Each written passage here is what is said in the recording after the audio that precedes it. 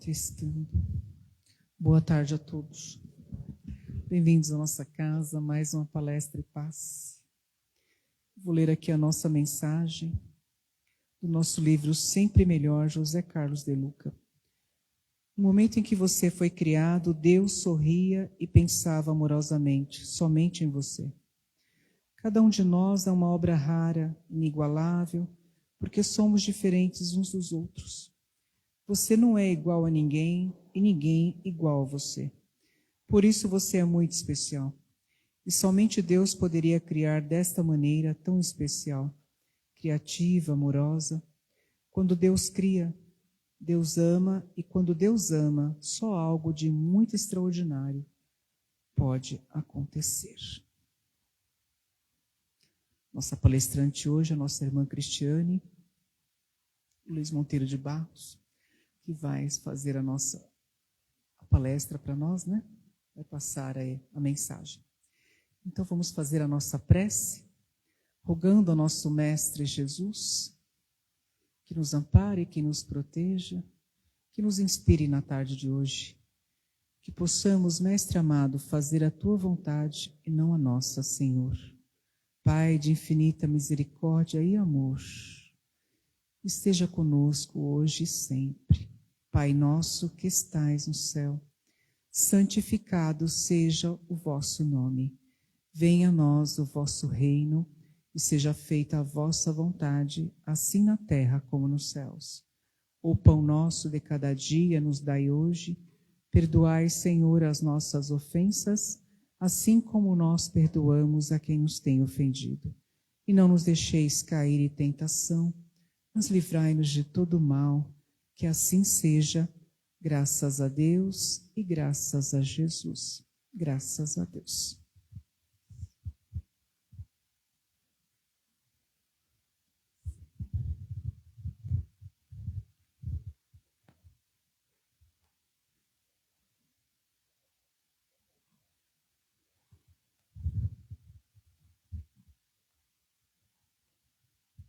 Boa tarde a todos. É sempre com alegria e gratidão que retorno a essa casa, que nos acolhe, nos oportuniza o tratamento espiritual e a tarefa no bem. A proposta que eu trouxe hoje, de Edifica a Tua Casa, ela é baseada na parábola da casa edificada sobre a rocha. E a gente sabe, e eu rogo ao Cristo, que Ele possa, através do seu amor, envolver os nossos corações para que a gente receba essa semente do Evangelho, acalmando, consolando, aliviando as nossas dores, e que a gente possa interiorizar, para que na nossa transformação moral, nós sempre sintamos e saibamos o quanto o Evangelho do Cristo é o nosso norte e a nossa bússola. Na parábola da casa edificada sobre a rocha, tá registrada em Lucas, está assim: qualquer que vem a mim e ouve as minhas palavras e as pratica, eu vos mostrarei a quem é semelhante. Eu fiz uns grifos no ouve, que vem a mim e que pratica, porque escutar é muito diferente de ouvir. Às vezes a gente passa uma vida inteira em qualquer segmento religioso, escutando a moral do Cristo, mas não ouve, não interioriza, e a partir do momento que a gente não vivencia essa fase, né, da oitiva amorosa, do acolhimento da mensagem do Cristo, a gente não tem condições de partir para a próxima fase, que é vivenciar essa prática no nosso dia a dia. O que acontece com as parábolas? Né? As parábolas do Cristo, elas foram criadas por Ele, trazidas para que seja e faça parte desse projeto de autoiluminação ao longo de toda a existência terrena, em todas as épocas da humanidade. Então, cada um de nós vai receber a parábola em determinado momento da nossa vida e vai receber com determinado entendimento, com determinado sentimento, com determinada experiência, e também vivência. Então, o que para mim soa de uma forma, para você pode soar de outra. E para a gente trazer de uma forma didática, à luz da doutrina espírita, nós vamos fazer uma interpretação muito breve por causa do tempo. E aí eu vou chegar só até onde o tempo permitir, com o material que eu preparei, para que a gente possa sentir o que o Cristo fala para cada coração nosso, né? Então, ele mostra quem ouve o Cristo e quem pratica, ele vai mostrar quem se assemelha. É semelhante ao homem que edificou uma casa e abriu fundo e pôs alicerce sobre a rocha. E vindo a enchente, bateu com ímpeto a corrente naquela casa e não a pôde abalar, porque que estava fundada sobre a rocha. Quando a gente faz um comparativo com o mundo material, o mundo terreno, com as construções das casas, né? A gente sabe que nada se começa pelo telhado. A gente não começa a montar uma casa pelo telhado. A gente vai montando tijolo a tijolo. A gente tem que fazer todo um alicerce, porque senão ela vai ruir. Então, o Cristo está comparando o quê? Que se a partir do momento que nós ouvirmos e do nosso esforço continuado na prática do Evangelho dele, nós vamos alicerçar toda a nossa casa. E como interpretar parábolas muitas vezes tem a ver com o uso da simbologia que ele traz para cada um de nós, cada um vai aplicar em determinada área da nossa vida. Então, a proposta é a gente pensar o quê? Nós temos a casa, a nossa casa mental, nós temos a casa, nosso corpo físico, nós temos a nossa casa espírita, a nossa casa família, e aí, a partir do momento que a gente aborda o Evangelho, a gente se assemelha quando a gente escuta e se interessa pelo Evangelho de Jesus a fim de praticar, claro, cada um a seu tempo, dentro de um compasso, seguindo a lei de progresso e evolução individual, e nada vai poder abalar.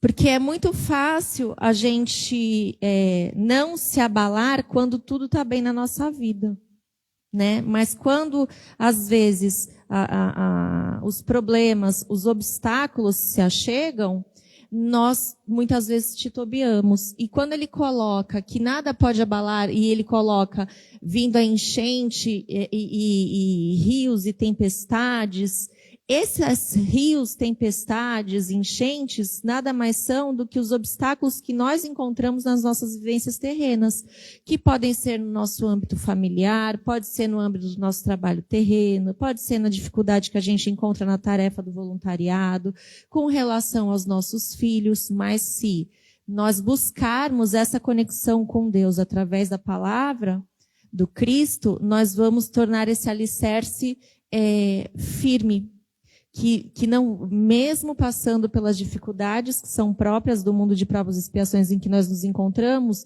nós vamos confiar na providência divina e nós vamos entender e sentir de que aquilo que chega para a gente é consequência das nossas atitudes, sejam atuais ou passadas, e que nós, de alguma forma, vamos ter que nos reparar com a lei, né? No processo da reencarnação, que nunca vai ser punitiva, porque Deus não é vingativo, Deus é todo amor, soberanamente bom e justo, mas que vem num processo para que a gente possa fazer a nossa reparação com o próximo, mas acima de tudo a nossa reparação consciencial. E aquele que não ouve é semelhante ao homem que edificou uma casa sobre a areia. Aquele castelinho na areia que vem a onda e leva tudo, né? Sem alicerces, na qual bateu com ímpeto a corrente e logo caiu. E foi grande a ruína daquela casa. Então, quando a partir agora da reflexão, cada um, né, vai sentir e encaixar dentro da sua própria vivência.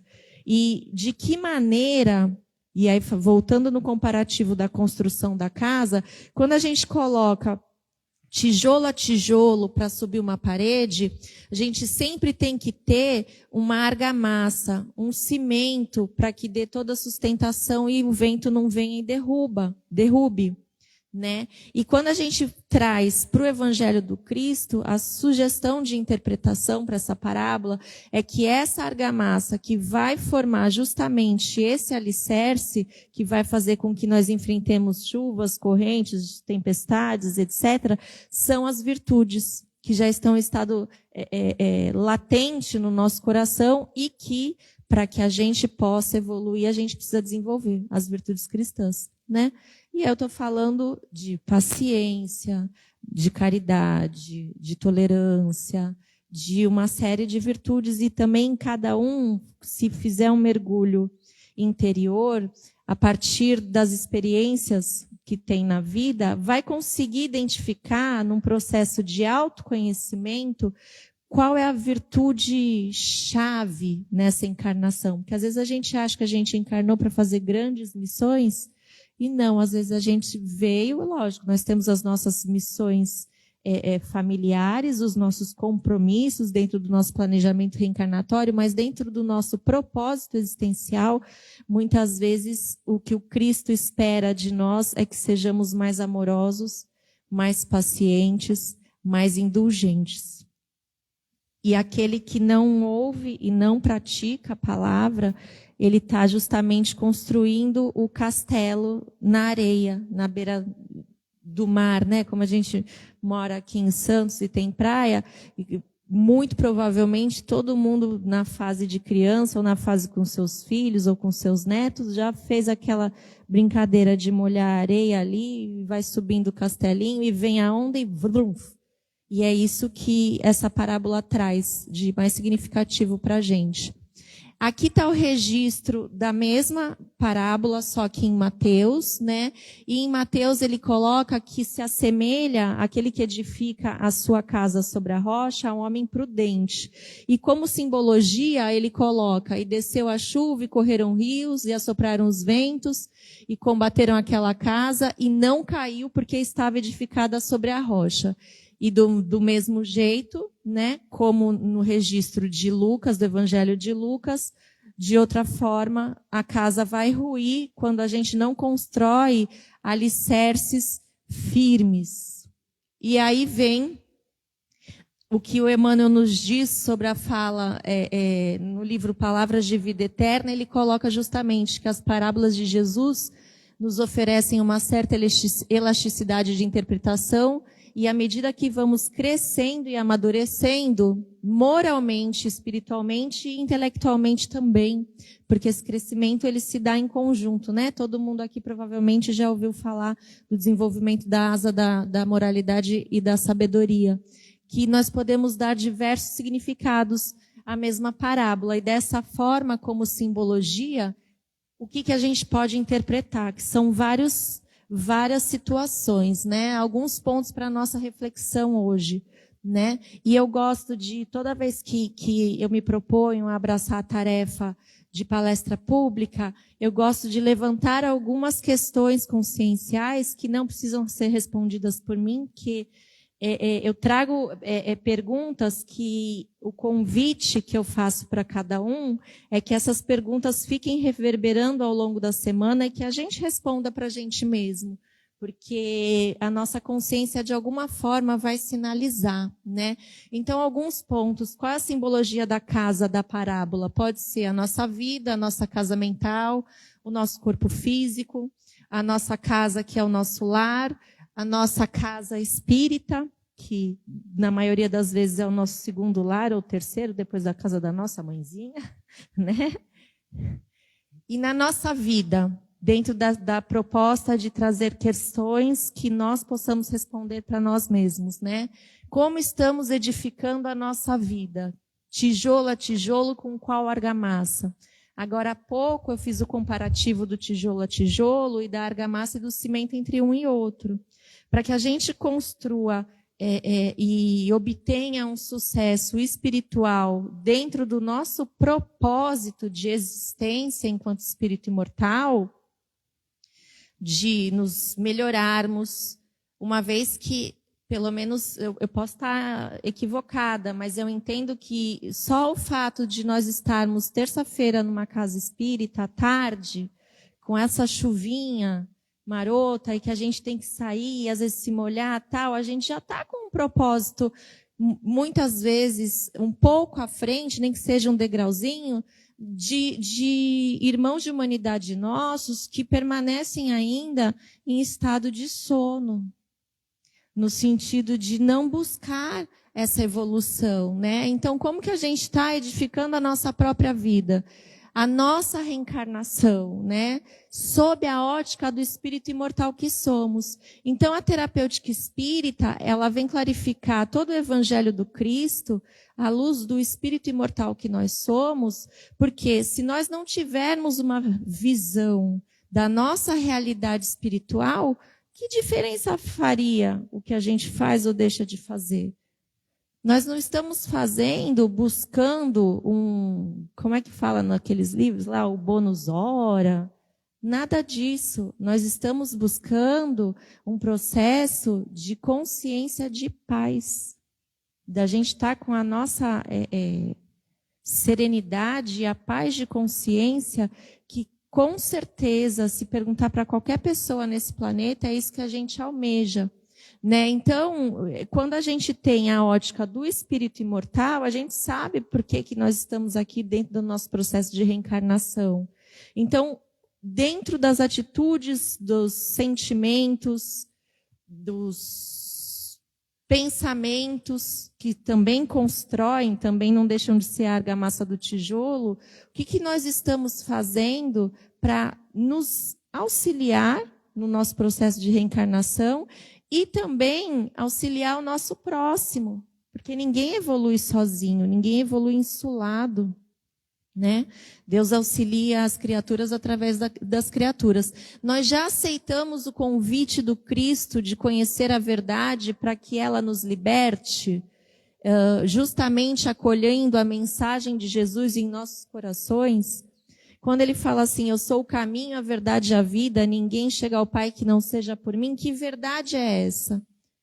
Muito além da nossa verdade, realidade espiritual, essa verdade que o Cristo nos trouxe são as leis divinas. E a nossa evolução está diretamente relacionada com a nossa conexão com essas leis, né? Com a lei de amor, justiça e caridade, lei de solidariedade, de progresso, até que estão contidas na segunda ou terceira parte do Livro dos Espíritos.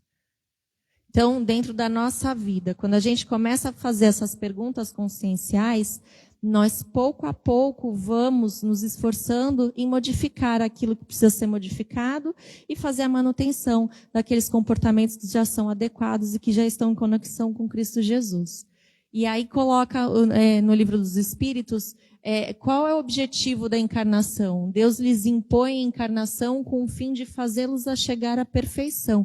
A gente sabe que essa perfeição é a perfectibilidade relativa, que perfeito mesmo só Deus. Né? Para uns é expiação, para outros é missão. Mas para alcançarem essa perfeição, tem que sofrer todas as vicissitudes da existência corporal. Nisso é que está a expiação.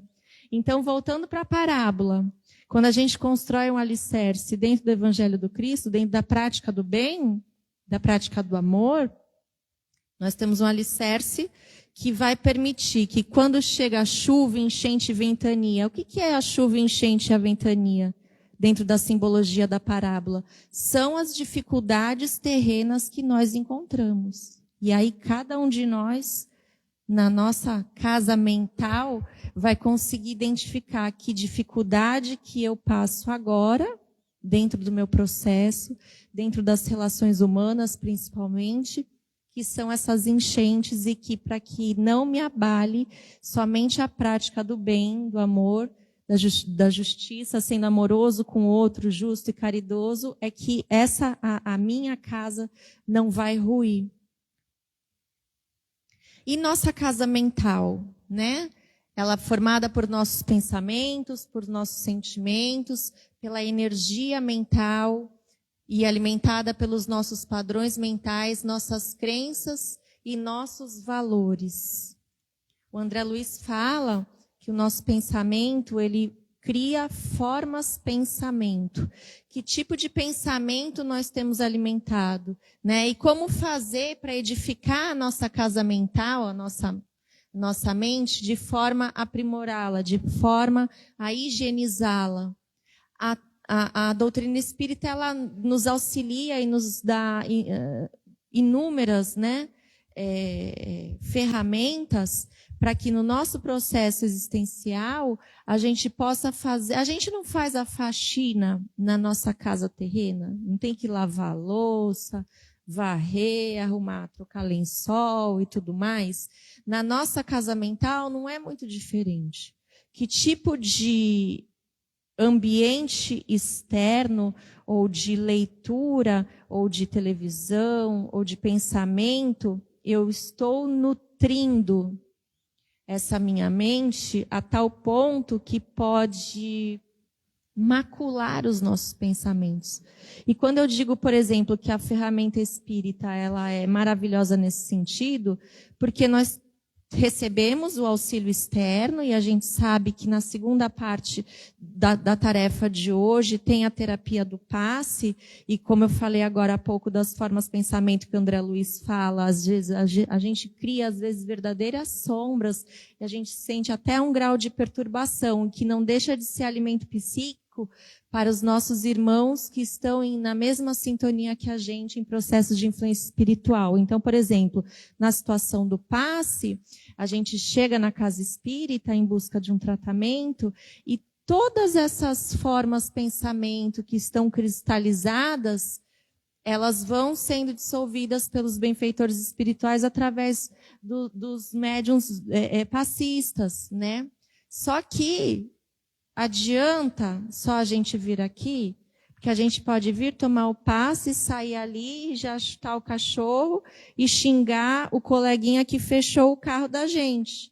E aí toda essa energia benéfica que a gente recebe, todos os fluidos negativos que são retirados, o nosso próprio pensamento já cria e a gente já volta para aquele turbilhão da nossa vida. Então é importante, quando a gente fala da higiene da nossa casa mental, acima de tudo, lembrar da nossa responsabilidade, né? Eu estava ouvindo a música, se nós tivéssemos noção do quanto a terapia, através da música, eleva a nossa alma e muda o nosso padrão vibracional, inclusive num ambiente, por exemplo, como esse, né?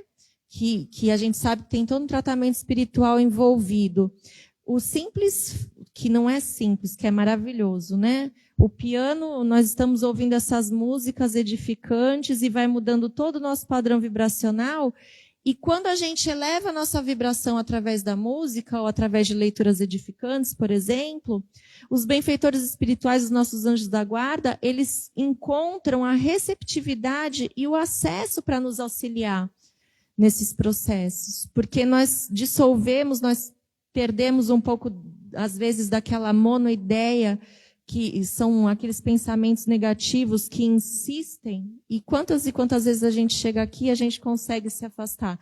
Daí também a nossa responsabilidade de sair daqui e manter essa higiene mental, né? Então, como simbologia da casa edificada sobre a rocha, quando a gente edifica a nossa casa mental, os nossos pensamentos no Evangelho do Cristo, nosso alicerce de equilíbrio, nós vamos alcançar aquilo que nós buscamos.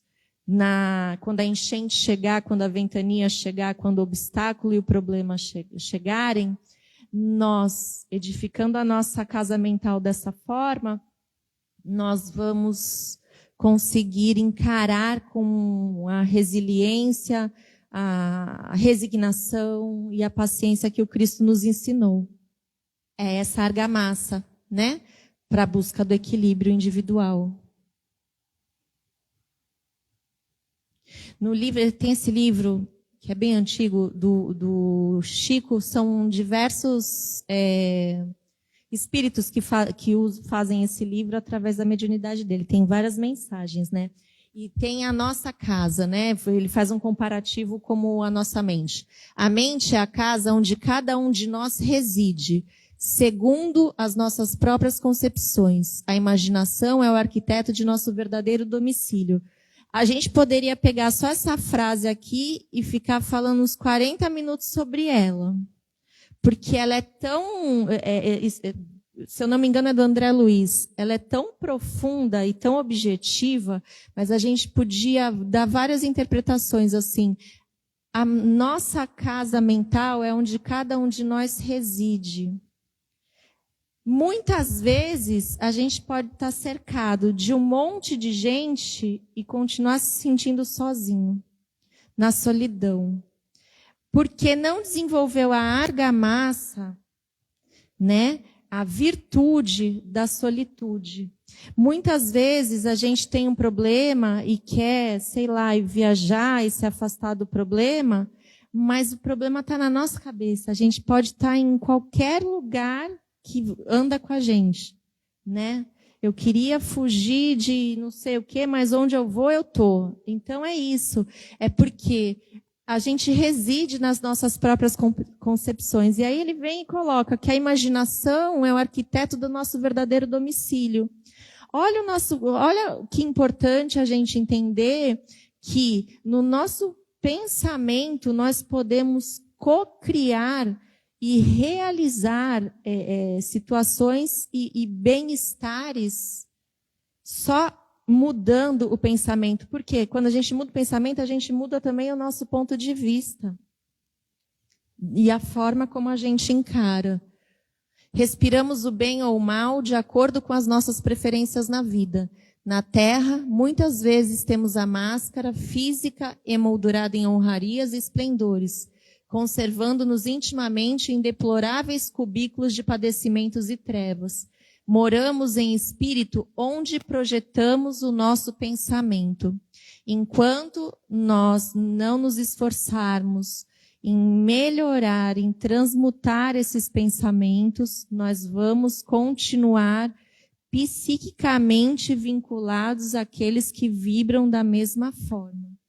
E isso, pensamento, ele pode, se é um pensamento insistente e nocivo, como eu falei agora há pouco, ele cria máculas e feridas no nosso corpo perispiritual a tal ponto de gerar uma necessidade de depuração desse pensamento através dos processos de doença no nosso corpo físico. Nosso corpo físico. Nós temos, nós, espíritos imortais, um clarão, como está dizendo no livro dos espíritos. Nós temos o perispírito, que eu acabei de falar, que é onde o nosso pensamento reflete. E nós temos o nosso corpo material físico. Nós somos seres integrais. Tudo que a gente pensa, a gente reflete no nosso corpo perispiritual, no nosso corpo físico, e tudo que a gente faz também no nosso corpo físico, ele vai refletir no nosso perispírito e nosso estado de alma. Por que que eu coloquei esse desenhinho aí, que é bem famoso? Porque nesse capítulo 5, esse Jorge, no Evangelho segundo o Espiritismo, naquela mensagem que fala cuidar do corpo e do espírito, e aí a gente já está interpretando o nosso corpo físico como casa, né? Como morada da nossa alma, dentro da proposta da simbologia. Amai, pois, a vossa alma, mas cuidai também do corpo, o instrumento da alma. Desconhecer as necessidades que lhes são peculiares por força da própria natureza é desconhecer as leis de Deus. Não os castigueis pelas faltas que o vosso livre-arbítrio fez cometer e pelas quais ele é tão responsável como o cavalo mal dirigido é pelos acidentes da causa. Então, naquela interpretação, a gente já viu a nossa casa mental, e agora a gente está vendo, a gente já viu a nossa existência, a nossa vida, e a gente está vendo o nosso corpo físico agora enquanto morada do espírito. Nós já desenvolvemos a responsabilidade de que, com relação ao corpo físico, de que ele é o veículo da nossa alma para que a gente possa ter sucesso e cumprir os nossos objetivos dentro da nossa proposta de reencarnação. E aí, não só os vícios morais, que eu já falei agora há pouco, que nós, enquanto seres integrais que somos, eles refletem e fazem um intercâmbio, mas aquilo que nós fazemos com o nosso corpo físico, materialmente falando, né? Nós temos aí os vícios materiais, nós temos uma série de coisas que poderíamos também falar por bastante tempo, mas e aí a gente não conseguiria cumprir a proposta de reflexão em todos os itens trazidos no início dessa explanação. Acho que tem alguém chamando ali. E a nossa casa? Nossa casa terrena, onde a gente se reúne com aquele próximo mais próximo, né? Lembra das perguntas? Qual a nossa contribuição na edificação da harmonia e do equilíbrio em nosso lar, perante a nossa família? Será que a gente já conseguiu interiorizar? É que eu tenho pouco tempo, mas lembra aquela historinha da sogra e da nora? Que a nora, eu vou tentar resumir porque boa parte já deve conhecer. Que a sogra foi morar com a nora e a nora procurou um sábio japonês lá, chinês, que ela não aguentava mais. Ela queria, fazer coisa errada com a sogra, queria dar fim na sogra de alguma forma. E aí o sábio chinês falou assim para ela: olha, eu vou te dar isso daqui em forma de chá, que é um veneno. Você vai dar por 30 dias seguidos, depois você volta aqui. Não pode ser de uma vez, senão todo mundo vai perceber. E também você tem que começar a tratar a sua sogra bem. Porque senão todo mundo vai saber que ela adoeceu por tua causa. Então o que ela faz? Ela volta, começa todo dia a dar chá para a sogra, que pode ser para o marido, pode ser para o filho, pode ser na nossa cabeça, né? E aí o que acontece? Ela começou a tratar a sogra bem e começou a dar o chá. Todo aquele ambiente familiar se transformou. E ela começou a entrar em desespero. Voltou lá depois de 30 dias. Eu não quero mais que isso aconteça. Eu não quero mais, porque eu e a minha sogra desenvolvemos um carinho e um respeito pela forma que não foi só eu começar a tratar ela bem, que ela me trata bem e tal. Então, quando a gente pergunta qual é a contribuição na harmonia da nossa casa, né, às vezes a gente reclama, porque a gente tem um processo de vitimização de culpar o outro. E aí o mestre, o sábio, falou: fique tranquilo, aquilo era só um chá de camomila, não tinha veneno nenhum. Era só para você perceber que, às vezes, as pessoas são reflexo do que nós somos. Então, que dirá no nosso lar, junto à nossa família? E da mesma forma que a gente estava falando como edificar a nossa casa mental, nós temos também como edificar e construir alicerces. A gente sabe que a terapêutica espírita traz o Instituto do Evangelho no Lar, que é uma verdadeira faxina vibracional que a gente faz, além de tomar contato com o Evangelho do Cristo, né? Então, perante a nossa família, qual é a nossa contribuição?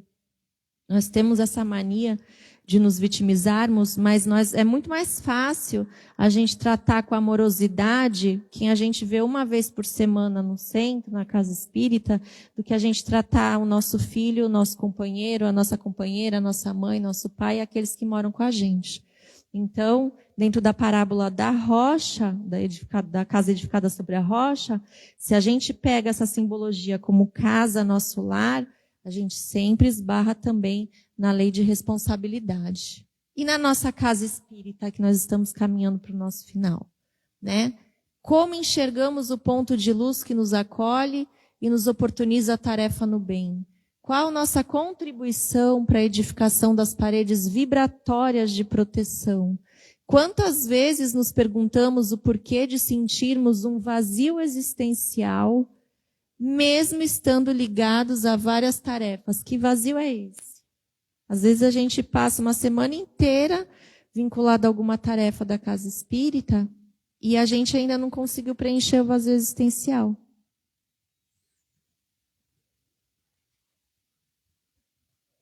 A gente tem que se perceber. A gente tem que perceber a nossa intenção de estar ali. Precisamos refletir o como estamos realizando essas tarefas. Porque se a gente está realizando pelo nosso ego, o vazio existencial não será preenchido. Mas se nós estamos nos oferecendo ao Cristo e abraçando essa grande oportunidade de tarefa, né, dentro do voluntariado espírita, dentro da nossa casa terrena com os nossos familiares e até mesmo dentro dos nossos comportamentos na nossa ferramenta de trabalho, no nosso trabalho terreno, em qualquer lugar que a gente se imaginar. Quando a gente busca entender com que intenção nós estamos fazendo aquilo, tudo muda, o ponto de vista muda também, né? Só o trabalho, quando a gente entende, essa é uma frase do Emmanuel, que só o trabalho incessante no bem pode oferecer-nos a milagrosa química do amor para a sublimação de nosso lar interno. E aí, sabe aquela história que eu falei, onde eu vou, eu tô. Pensamento, sentimento, comportamento, intenção. Meu pai trabalha até hoje e eu trabalho também. Por isso mesmo que disse Jesus, né? Idealizemos mais luz para o nosso caminho. A todo instante, estamos edificando a nossa casa em vários aspectos, tijolo a tijolo, devagar e sempre. Não nos esqueçamos, porém, que precisamos da argamassa da prática das virtudes cristãs, para que fixemos o alicerce na rocha, tal qual nos recomendou Jesus Cristo.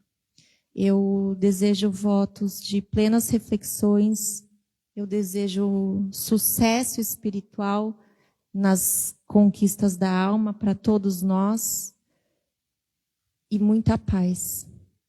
Que vocês levem no coração esses diversos questionamentos que eu trouxe, assim como eu também vou levar, porque minha boca está mais perto da minha orelha, né? E que essa ferramenta que é o nosso norte, né? O Evangelho do Cristo é um código moral de ética, de conduta, possa ser interiorizado pelos nossos corações a tal ponto que se reflita na nossa vivência diária, junto a cada um que se aproxima de nós. Muita paz a todos. Obrigada.